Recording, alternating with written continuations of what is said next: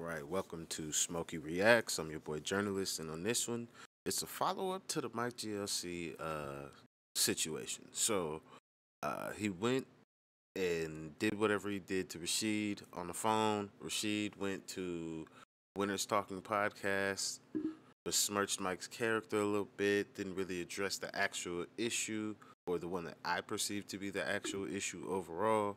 And then Mike finally sat down with RTM podcast, and I'm finally having a chance to sit down to go through it. However, Mike sat down with these people for 3 hours almost. So what I'm gonna do is maybe like the first 30 minutes of this, and then if you guys want me to continue or wrap it up, I will. But before I get into that, I would just like to point out what I believe to be the issue is somebody who deals with YouTube copyright and has had to deal with Base 79 and is like also working like in music and shit. So like I kind of understand that side of it too. So how I look at it is, yes, you do pay Link Up or whoever to be showcased on their platform. And at that time, I don't know if they give contracts or not. So to make this simple, let's just say that they don't give a contract. You just pay the straight up fee to be placed on their stuff. That's all they're doing. So at that point, how I look at it is Link Up or whoever decides what their platform is worth to be showcased on. That is what you are paying for. However, Link Up TV is not being upfront or whoever, because I'm not just trying to put it on them. I'm just using them as an example because it's not the only channel doing this. But they're not, and all these other channels are not telling anybody that, hey, I'm going to monetize off of this video, because your monetization as the platform has already happened when you got the transactional fee from my placement. So this is where it becomes predatory and where it becomes duplicitous is the ad revenue. You didn't ask for the license, you asked for the placement. You didn't get a license to be able to turn the ad revenue on. If you wanted to turn the ad revenue on, that needs to be discussed with the artist, because at that point now you are taking a copyright, and not in the way that Mike is saying you're taking a copyright, just more so the ability to exploit this record and make money or AdSense off of it is only allowed because you run the YouTube channel and you're turning it on. But the person that you got the record from only paid you for the placement. They didn't pay you and then give you rights access. So when you tell YouTube that you have a license and you turn on AdSense for it, that's when it becomes duplicitous, because you didn't discuss this with anybody in the beginning. And now this is the process that's been happening. Even if people do know that you're going to monetize it on the back end, if that's not contractually agreed with, then you're technically stealing money from people. That's just what it is. Because again, you told me what you want the fee for to be placed on your platform. It could be $1 million. Fine, it's $1 million. Once I pay that, that's what it is. Whatever money is generated, that's a completely separate conversation. And nobody's trying to have that conversation, but that's the one that Mike is having a hard time articulating because he's upset and does not seem to know how to deal with the YouTube copyright portion of this. Because in Rashid's defense, now that I got Mike's part out, Rashid did not steal anybody's copyright. He just has, we'll say, seniority copyright stance over the videos or the stuff that gets put on Link Up TV, because it gets put up there first. So then YouTube assumes that this person is the first one with it. Nobody else is here. All right, boom. That stuff's going to get flagged because they have a company that handles that. When oh boy says that, oh, well, it's just an email. Well, if it's just an email, it should have been released, bro. But you didn't release it, and you're choosing not to release it. And that's why Mike is out here saying that you are taking or owning his copyright, because you're abusing a system that allows you to kind of blow off the people that you should have to deal with in a copyright dispute by just being like, oh, well, I just ignore it, and I can flag it or I can strike it whenever I want to because I'm the original copyright holder. So that's where you're abusing the system. So this is a problem that YouTube is allowed to fester. Mike is seeing an overall issue, and there's a little bit of the abuse of YouTube's copyright system for Sheet's part, because honestly, if you get emails or Base 79, like you can call them up or email them and be like, hey, this person needs to either be whitelisted or you release the email as soon as it comes in. It's quite simple. I argue with you people about this all the time. So that's why I'm just like, All right. That long-winded shit out of here. We got that 5-minute breakdown. So this is the problems as I see it today. Because moving forward, when some kid comes up with a fucking really dope-ass song, he pays to get it on a platform, and he remembers that he needs to negotiate for the ad money that's made. Because in real business, like, I paid you for the look. Doesn't mean you get to fucking exploit my fucking record, not pay me anything. So when that kid fucking understands that that's part of the negotiations that need to be had, channels like Link Up and GRM Daily, they're going to turn into what Smack turned into. Nigga, you can come here and you can get down and take what you gonna get, or you can go somewhere else. That sucks, but hey, it shouldn't be like that because there's definitely enough money. But that's the problem as I see it currently. Let's get into this one. Let's see what Mike actually has to say on his behalf of the situation. That's what I've perceived so far.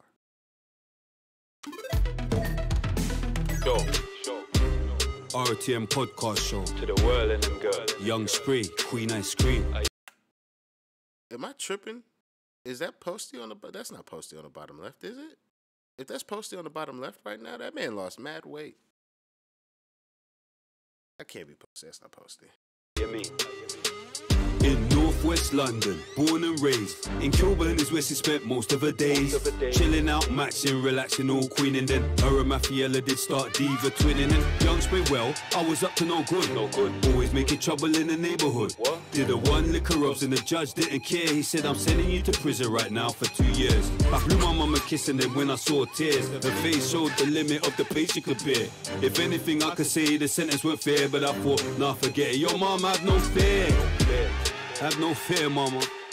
I know I'm only 16, but I'm built for this. That's what yo, I pulled up to the jail around 7 or 8 and I yelled to the sweatbox, yo. I'm upset this nigga bit the entire flow and just put it on this type of beat. But he's telling like a quality in the story. Like, damn, okay, you went through this shit? Okay. That's... This nigga just... It's these niggas that say real shit that kind of rhyme well. That just be getting away with, well, I'm saying some real shit, so you can't talk about me. It's not fair. It's not fair. Fam, link you later. Welcome to Feltham. I was finally here. They took me to Swallow, and it started from there. That's where it all started, man. You're just like me. I'm just like you. I was a bad you too. You in there drinking a Magnum too? I see you on the bottom left. I see you. Oh, y'all just stay with Magnums in there. There's one top right too. I niggas just got Magnums all around. Oh, he got a whole little 6-pack of Magnums behind him. He going up. But you could change, man. Yeah, that's top left. I see the Magnums. You could change. Have faith. RTM. We did a move. Boom. Welcome to the RTM podcast show. You done no special. They had to come to this nigga house. My nigga couldn't be bothered. Edition today. Me, myself, Young Spray, Big Bad Spray, here with my co-host. Cream, you know the vibes. Queen Ice Cream, you already know today. Obviously, I know we've all seen what's going on with Link Up TV and Rashid and all of this stuff we've got. Does anybody watch Big Ja on the internet? Making them skits and shit? Mike reminds me like if Big Ja was less round, more kind of I guess like fit, like how Mike is, because they seem like similar in the face to me. Big man, Mike, GLC, my brother here, to answer to all the questions, and you know we're just gonna talk about this this thing, yeah. And thanks for coming and yes, definitely dealing with us. To be fair, because obviously, no. Nigga, didn't you go to his house? How you say thanks for coming? Shouldn't you say thanks for being on? That nigga look like he at home. I just set up around his shit. No, you could have gone to the winners talking. They told you to come on there and all that. But thanks for coming and dealing with us. Yeah, no, but we're just gonna stay partial. We go where we love. Yeah, and I respect that. But yeah, we're gonna stay as partial as possible today, we're not here to. I'm not gonna be here putting down anyone. Smacking that But magnet. I saw their episode, Is that a glass bottle as well? and it just seemed like Rashid was being rude, and people were just more focusing on putting my brother down without actually answering to the relevant questions and whatever. And I was surprised because I know Rashid and I've never seen him in that light or be rude like that. Nigga, put 10 bags on your head. Nigga, I'm not worried about making you look good in public. Especially if I'm receiving, I hold the keys, my nigga. Like, bruh, send a solicitor. I still got the copyright. You still can't upload your shit, and I'm striking it if you do. I'll play petty until they tell me I can't do it no more. Shit. You get what I'm saying? I know Rashid to be a cool guy from the dealings I've had with him. That's why when you came on my show, on our show, sorry, and you said that he was your brother and I left you because I thought, he's a cool guy. Do you get what I'm trying to say? So, we're just going to start with that. Like, how do you feel? Is he still your brother, though? No, guy, he was your brother before, innit? So, but that's one of the things he said as well. He said, you went on Young Space podcast and he was saying, he's my brother. I'm going to try and be as serious as possible today as well. Do you get what I'm saying? I mean,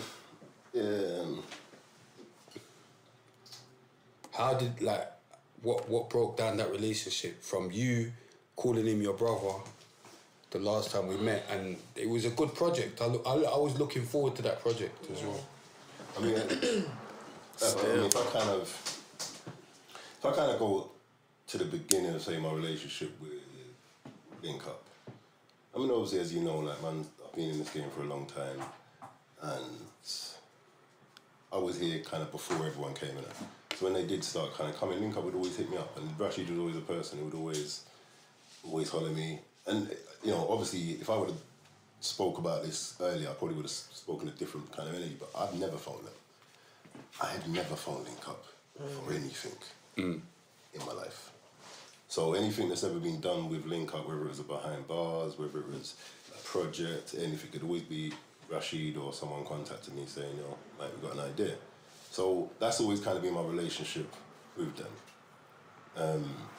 And the Mother project, which Rashid, you know, says he made or he created or he put together. Mother was actually a freestyle. I had the lyrics from my last sentence, and I spat a freestyle in my office, and I put that freestyle up. And then one day Rashid phoned me and said, "Yo, I've got a producer that I can put you together with, and we can do this. We can make the song, and I'd love to shoot a video for it, and blah blah blah." So he put me with this producer, Sky. Big up Sky though. Yeah, Sky's a good guy, brilliant, beautiful, and you know the music he made was great. So he put me together with Sky, and we started making the song. We made the song. Mother came out. It's been out for about 10 years now. And then later on, you know, now recently he hit me up and said, "Let's make the song again." Now obviously that's off the back of a few other things. Obviously he spoke about the U channel documentary. And yeah, we can get into all of that, but I'll just give you kind of like how I know them and what the relationship is. So when he phones me about this Mother project, he started this Mother project, and now we're here. Would you like me to fill in? No, because do you know what it is? I just want.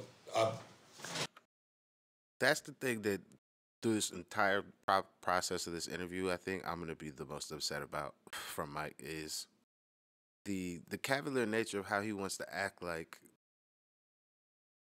don't know what we want to discuss or the information you need to divulge to either refute or to assert your claims, because not everybody looked at your Instagram. Not everybody's been following this, and this is your opportunity to set that stage. So to be so obstinate in feeling so right, I'm just like, it doesn't serve your purpose, my boy. Like, it doesn't. Speak what you need to say, have said. These people want the context. Why did the Mother project fall through? I know this shit because I've seen every fucking other thing. So I've heard both parties already tell me why. One person says they was doing all the lifting. Other person said that person was taking the shit too serious. So essentially how I heard it. And then, all right, cool. Niggas passed it on to somebody else, and now we're here. wanted the people to understand that you actually had love for this guy? I did. Because you don't like no one, yeah? I know you Yeah. in it. So for you to even say that, at that moment, you must have actually felt that you had some form of love for Listen, him. I've Good relationship. I've always Do you looked know at what I'm him like how we mentioned that day when Jamal passed, and you know Joey vouched for this. I've got a text, you know, so I sent a sentimental text out to the two of them. So I've always kind of had like, you know, me, I don't really fuck with a lot of people in this thing, and I don't. I don't. And then, again, I'd like to kind of address like, you know, Mike's stuff. I even call you BR. It's, you know, sometimes I said when this whole thing started, I kind of said to people, I need to start talking a bit more matter of fact. Maybe I'll keep it a bit too PC to where people think they've got a perception of it. But it's not that Mike's bitter. It's Mike actually Misunderstood, I would say. I don't like this shit. And I don't like most of the people in it. Like, and that's not an act. Like, respect's just, like, come on, bro. Like, so, and this game kind of wants to force you to respect things you don't respect. And if not, you're a hater. And not to talk up. Yeah, I feel like as soon as you start to speak your mind or you talk up on a situation, you're labelled as bitter. There you go. Now, obviously, if you spend your life around, man, you know, come on, you know the reality. But that's neither here nor there. I'm not here to prove, you know, I live a wonderful and great life and everyone's happy. That's everyone around me to determine, isn't it? So, the narrative that he needs to... I mean, do you know, let's just walk slowly, because we can get into why he's doing the narrative, what the purpose of the narrative is, why he needs me to be the enemy. You know, that's actually separate issues to whether we was friends or not. Does that make sense? Yeah. No, but you know, because even at that time, because I had a great relationship with Rashid. Done the behind bars 1, 2, and 3. But yeah, like me and Rashid, as far as I... You see that life flex? I did the behind bars 1, 2, and 3. Again, I got 3 of them bitches under my belt. I seen that life flex, my nigga. It's one of the best humble brags I've seen this year. Knew, I thought he was cool and that.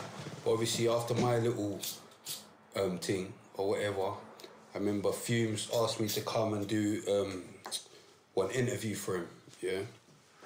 And I went and done that interview, and then it was supposed to come out on the... That's not... What the fuck am I looking at right now? That's a joint? Okay. I was about to get on this nigga my head. Asked me to come and do one interview for him, yeah? And I went and done that interview, and then it was supposed to come out on the Friday after I'd done the interview, but this was already planned. But I think that same week, Giggs' album, that Big Bad album, was releasing on that Friday. So he phoned Fumes and said, oh yeah, Spray's thing can't come out on that day because we're... So from that, obviously I was in an emotional state as well, you get what I'm saying? Like, so I just went mad, obviously, made Fumes send me the file for the thing, and I just posted it on the Friday anyway on my channel. Okay. Do you get what I'm trying to say? So from there, I just stopped liking him, and I was getting mad at him, whatever. But he can't be... That's what I'm saying. That's how I was surprised at how rude he was. Because I was thinking, wow, like, what has changed? Or who's giving you these back? Because I don't know him like that. And The thing I don't understand is, you name the nigga whose album is coming out and why we believe as a company we need to push your shit a week. To me, that sounds like they don't want your shit to get overshadowed by the fact that it's Giggs' project coming out. So that whole exploitation thing I was talking about, they're trying to maximize the money that they make off of the visibility of your video that they've done for you, be it an interview or whatever it is. Having Giggs drop and then dropping your video same day, visibility is going to be diminished. It's money for us, so we push your shit. I get why you just drop it still. I respect it. Hey, nigga, you said my shit coming out fight. I don't give a fuck. Dropping that bitch. But I'm also okay with you being mad at the nigga, because, hey, nigga, I don't give a fuck who it is. That's how I feel personally. Do I understand from a business side? Like, come on, my man. It's Giggs. It's the landlord. Like, chill out with that. But in the grand scheme of it all, I get it. I just don't like how you're trying to paint it like it's just okay to just actually be upset long term about that. And I'm just like, unless he talked to you crazy and explaining to you why you were getting moved off the slot, I don't understand how you could begrudge the guy for trying to do good business and also give you the most visibility possible by having you wait an extra week, if that. And I just thought you're being cheeky. I didn't like it. You know the truth. You get what I'm saying? I didn't like it. I didn't like it. Even when because he must. Sorry, but he must be smart enough. You must be smart enough, Rashid, to come somewhere and not have to be that rude. Like you're not. Like I could be rude, innit? I'm a rude boy, innit? I've grown up a rude boy. This nigga's touched still. That nigga, he's still upset about this. I'm like, hey, I can see it. That nigga done sat up. He's like, I'm speaking to this nigga through the camera directly. I didn't grow up a chief. Do you get what I'm saying? Like, no, but that's just how I don't. Wait, what? I've grown up a rude boy. I didn't grow up a chief. What's the difference between a rude boy and a chief? You know what I'm saying? Like, no, but that's just how I don't. I see when people just all you want to be rude and all that. Don't like that. And I don't know you to be that guy. So if I'm seeing a different, and everyone's there, everyone's laughing, dog, this one, like, you lot must be chiefs as well. Cause I can't have a chief come around me and act out of line without me paging him. Like, yo, calm down. Like, don't, you get what I'm saying? Don't be, you know, no matter what. How did you find that interview? Like, didn't you find it very condescending? Because when I watched it and I thought that Rashid was being very passive aggressive, like he was throwing a lot of shots in. If I'm truly honest, this is one of them moments that's gonna make people see, like, you're talking to a guy that was on the front of the newspapers in every newspaper, every magazine in the country. You're talking to a guy who's had to go through, so this type of energy, I was prepared for it. In other words, I know the information I'm sitting on. I know what it is to stuff that we can't even fully disclose, but we know. So as we're pulling those strings, we know what his next move's going to be, because we know he's forced to. And even when I watch him doing what he's doing, like I said, my solicitor said something to me, as you all heard today, which we're not going to repeat on here. So when he said that to me today, it's like, that made perfect sense. That makes absolute perfect sense. Yeah. To the same conversation. So the moves, I'm not looking at Rashid. I'm looking at a man who thinks he could possibly be in a lot of trouble. The crazy thing is, really could be. And the reason being is, if he contractually did not get a license to say that he has a license, he's uploaded thousands of fucking videos, made millions of dollars off of this fucking platform, and didn't pay a single artist royalty to anybody that he didn't fucking have a contract with. Because paying for placement is not paying an agreeance to a license. And you told YouTube you had a license to exploit this fucking song, which means that they can put an ad on it to where they make money, and so do you. That's where this shit is sticky. And I'm like, hey, man. You see where I'm coming from? Now, I know this. And you see me, bro. I'm not an evil person. Spirit tell you, I'm a madman. Yes. I'm a madman. But I'm not a bad person, bro. And that is my known energy. What do you think my relationship with the man is? But that's what surprised me with Rashid, because I don't know Rashid to be an evil person or a bad person. So that's why I didn't like it. I thought, no, you're the good guy. You're supposed to be the good guy. I know you to be the good guy. So where's all this bad boy energy coming from? Do you understand? Necessity. Like, it's necessity. I didn't get it. But then, in privy to what you heard today, when we was talking about what we believe the actual real structure, actually what's actually happening, it makes sense. I'm not looking at him as an individual, bro. Like, this is what I want to make clear to people as well. He needs to make this about me and him. This isn't about me and him. I'm moving on from that, bro. He's one of many. This is as we know, as we're discussing, as we're realizing, me and you realize something today, crazy. See where I'm coming from? And that's another name. We know GRM Daily. No, but I ain't got time for all of that. That's what I'm saying. This is really the more. This is the shit I was telling y'all about. It's GRM, it's Link Up, it's Black Box, it's every platform that I have enjoyed currently to learn about your guys' scene. Is technically they've all been predatory thieves. I'm just being honest about the situation because I actually understand what the fuck is going on. and a lot of these people probably didn't have contracts that included the artist giving up their licensing right so this person could exploit the song on their fucking platform. Oh man, niggas made millions of dollars, bro. Niggas, oh man, this is gonna be crazy. I don't know how this is gonna get settled. Podcast, we're gonna shall we break it down for a little bit though, just for like everyone, like just get into it a little bit. So do you want to just give a little? So basically, in a nutshell, we started shooting this mother project, and when we started, so I was actually gonna play your mum as well. He was gonna play my mum. Yeah, definitely have the energy for it, just. But let's if we rewind it a little bit. Sorry, let me get that coke, and I saw you got something for D. If I rewind it, yeah, let's do it. Let me do this. Thought my man was asking for the youter on camera like that, just with chest. Like, bro, what? I see this nigga smoking a zoot. That's one thing. Nigga just, hey, let me get that coke. Just like it's casual. I'm glad I seen that bottle. Where's them bottles there? Sorry, this is our last episode. Past the Deluxe. And me and Spray was talking before the episode started. I'm like, you know, bro, let's do this in my house. And I want to thank Deluxe. Yeah. Shocked, did it? I want to thank Deluxe for the time he spent doing this with my brother. I know where my brother was after. But do you know what he would be doing if he wasn't doing this? Like, fuck all the semantics. You know what he would be doing if he wasn't doing this, bro? Lining up for dinner. Yeah.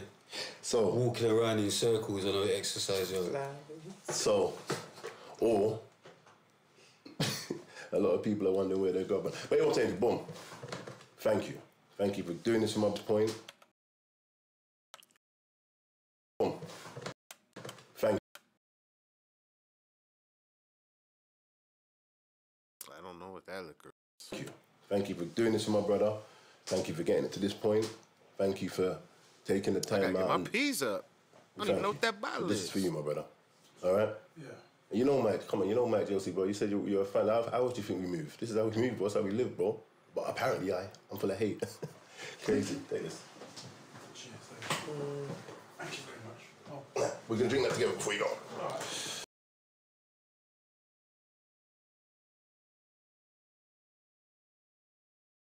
Unless it was supposed to be celebratory in the beginning. Because I don't know what it is. If it was like champagne and it's like, yo, nigga, like that Cavassier is for you. But like this was so we could pop bottles as a celebration. Okay. If they was both supposed to be for my nigga, it's like when niggas go buy weed from the weed man and then you stay there and you smoke a blunt with that nigga, it's like, bro, like, what are you doing? No, I want some of the Hennessy. That's it. That's not Hennessy, bro. Anyway. You not drinking it? I'll drink that. I'll drink That's that. Cavassier, my nigga. You have to have one of them. What are you talking about? Yeah, I'll drink that. I need to focus on this. He's got No, but thank you, Deluxe. Thank you. Love my brother. I just must not understand the dynamic of the relationships with people behind the camera. Because I'm like, my nigga, how are you taking my celebratory gift and opening it, talking about you want some? I'm supposed to be able to take this shit to the crib. This supposed to be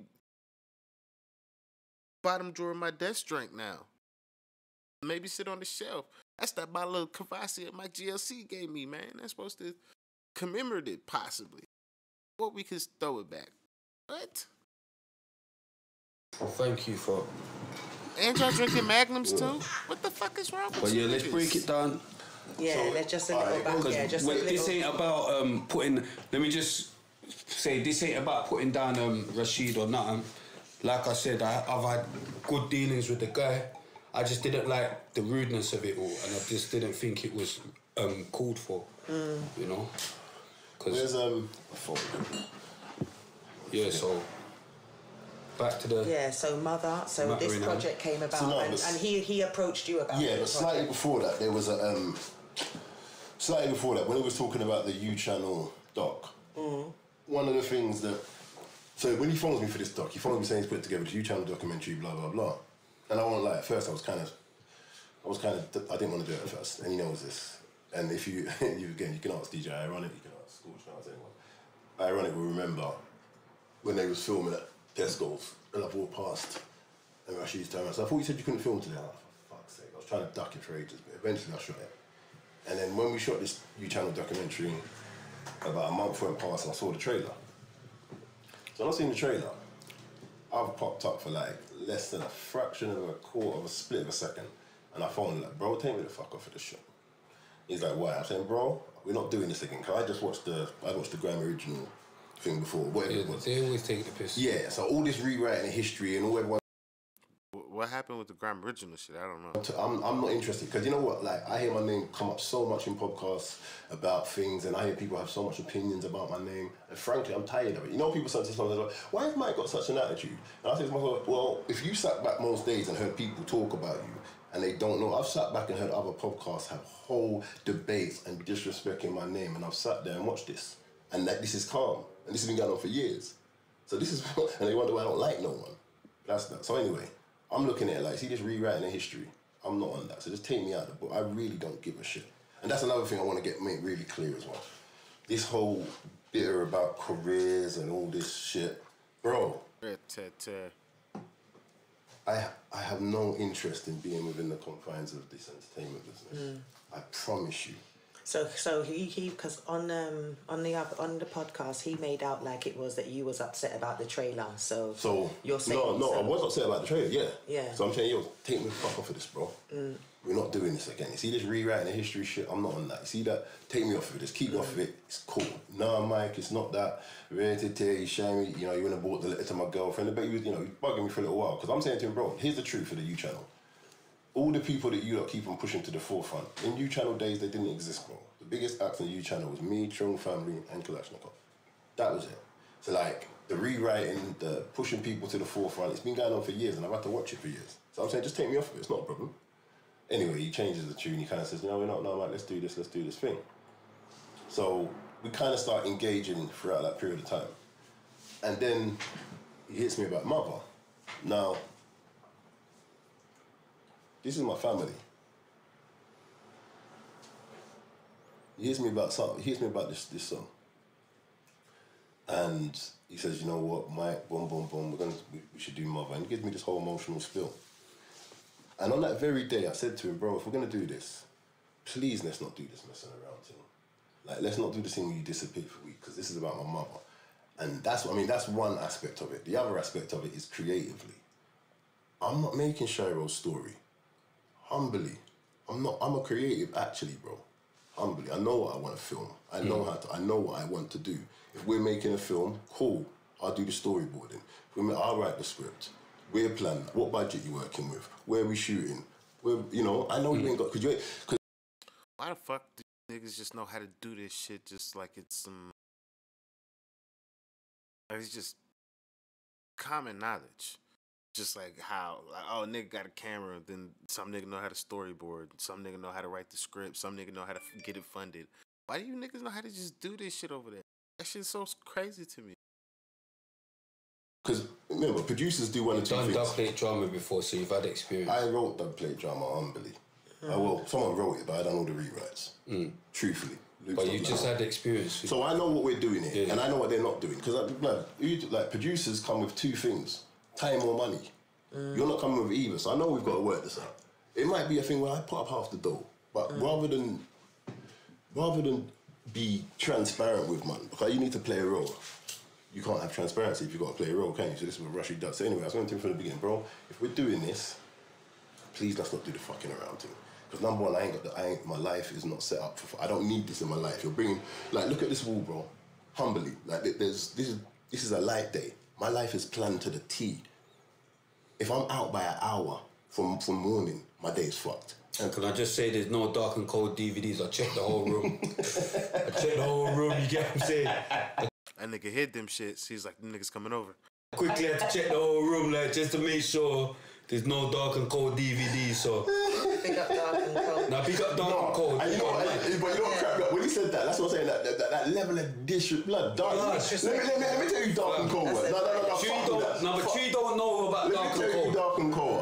Dark and cold Ran a shop in West End for over 20 years, bro. Now, if you come from where man come from, do you know how much money you have to be making to run a shop in West End? Before social media. Alright, before social media. Check that. And they had their own clothing brand, which all the grime... So when he's doing that disrespect, I'm looking at man like ghetto, like, really?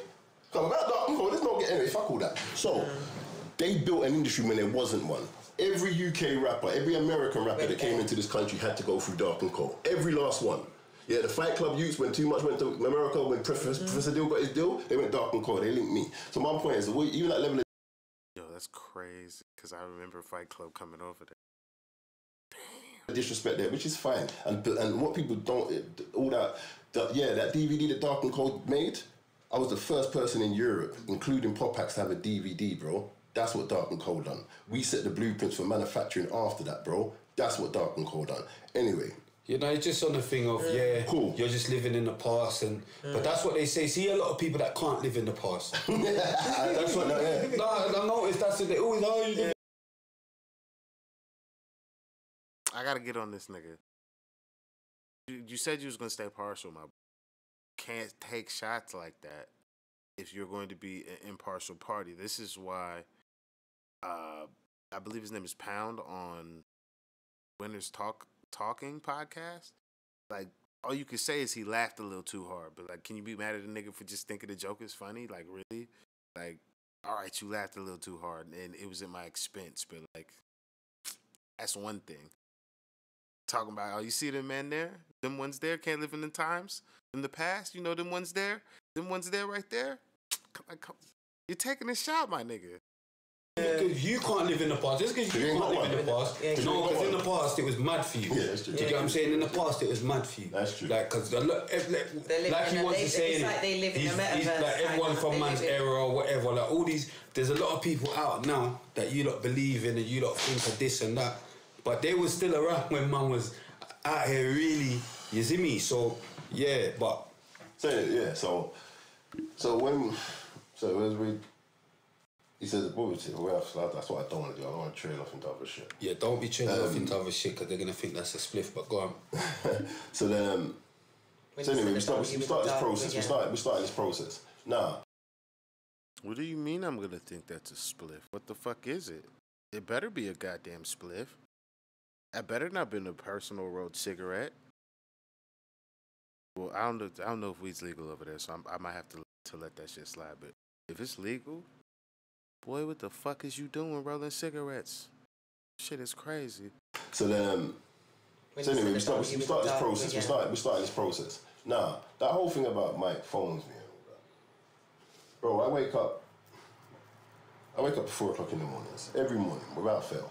I do all my creative stuff before 8 o'clock. Like, how do you think I've produced 3 comics? How do you think I've learned? This doesn't seem like it's gonna get too crazy from here, so I'm gonna cut it here, and then we'll pick it up from wherever this is on the next one. If you guys like me to finish, if not, I'm gonna just watch this on my own, and then just kind of figure out the rest of the context of this because I'm really interested to see where this goes. Because this is gonna set some precedent legally for copyright in America and in the UK. That's crazy. It's gonna be international, bitch. It's going up. But yeah, that's going to be it for me. I'll see you guys on the next one. Thank you for stopping by. If you watch this, it is greatly appreciated. I'll see you guys on the next one. Peace.